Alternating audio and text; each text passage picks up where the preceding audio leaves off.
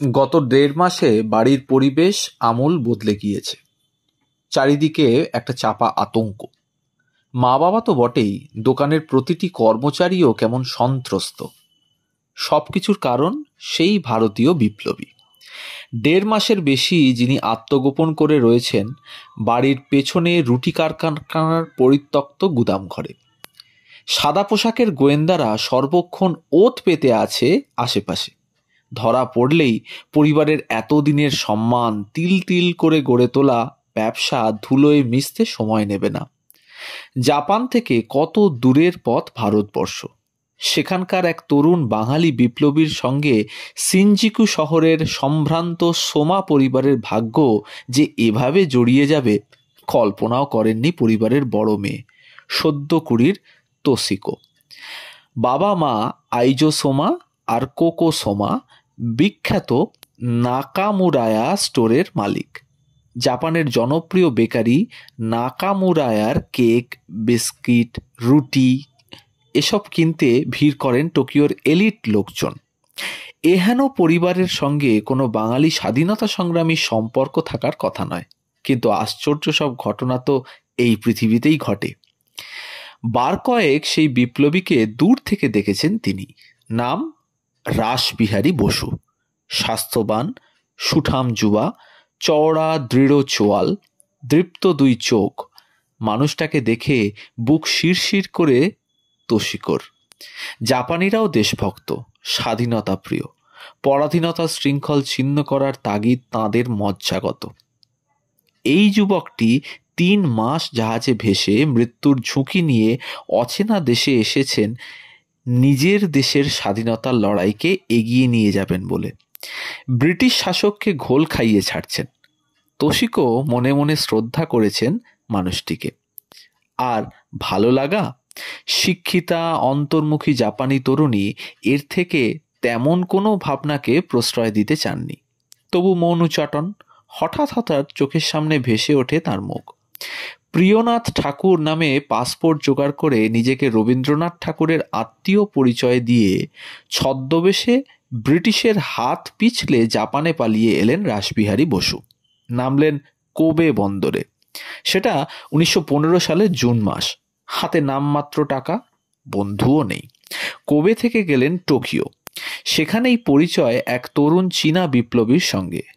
তিনিই পরবর্তীকালের বিশ্ববরেণ্য বিপ্লবী সান ইয়াতসেন। আলাপ হলো সামুরাই নেতা মিৎসুরু তোয়ামার সঙ্গে। সন্তান স্নেহে তিনি কাছে টেনে নিয়েছিলেন রাসবিহারীকে। ২৭শে নভেম্বর টোকিওতে লালা লাজপত রায়ের সঙ্গে সভা করলেন। খবর গেল ব্রিটিশ গোয়েন্দাদের কাছে। তারপরই ব্রিটিশ সরকারের চাপে জাপান মারফত জারি হলো নির্বাসনের আদেশ।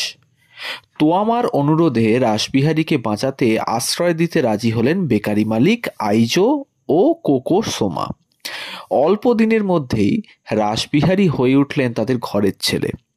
বাবা আর মা বলে ডাকতেন ওদের। বিয়ের পর শিবা অঞ্চলের পাহাড়ি এলাকায় ভাড়া বাড়িতে উঠলেন নবদম্পতি। কিছুদিনের মধ্যেই গোয়েন্দারা টের পেল, শুরু হলো বাড়ি বদল। এক আশ্চর্য প্রেম কাহিনী।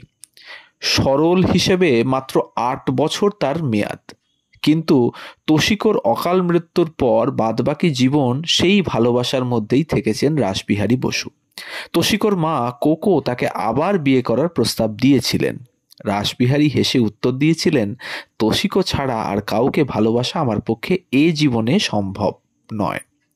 সেই ৮ বছরের নির্জন জীবনের মতো তোশিকো চিরকাল আমার কাছেই থাকবে। আমার আর কিছু চাই না। ৮ বছরে ১৭ বার বাড়ি বদলাতে হয়েছিল রাসবিহারী তোশিকোকে। ধরা পড়ার ভয়ে, সঙ্গে তীব্র অর্থ সংকট। কিন্তু কিছুই চির ধরাতে পারেনি তাদের দাম্পত্যে। রাসবিহারীর জীবনের যাবতীয় ঝড়ঝাপটায় তোশিকোই ছিলেন রক্ষা কবচ। ১৯২০-র ১৩ই আগস্ট জন্ম নেয় পুত্র মাসাহিদে, যার ভারতীয় নাম ভারতচন্দ্র।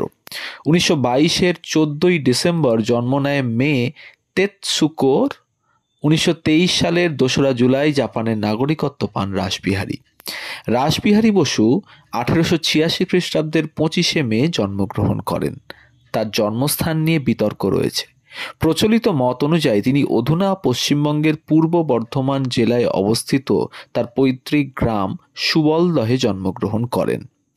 কিন্তু অপর মত অনুযায়ী তিনি অধুনা পশ্চিমবঙ্গের হুগলি জেলার ভদ্রেশ্বরের সন্নিকটস্থ পাড়েলা বিঘাটি গ্রামে তার মাতামহ নবীনচন্দ্র সিংহের বাড়িতে জন্মগ্রহণ করেন। তার পিতা বিনোদ বিহারী বসু এবং মায়ের নাম ভুবনেশ্বরী দেবী।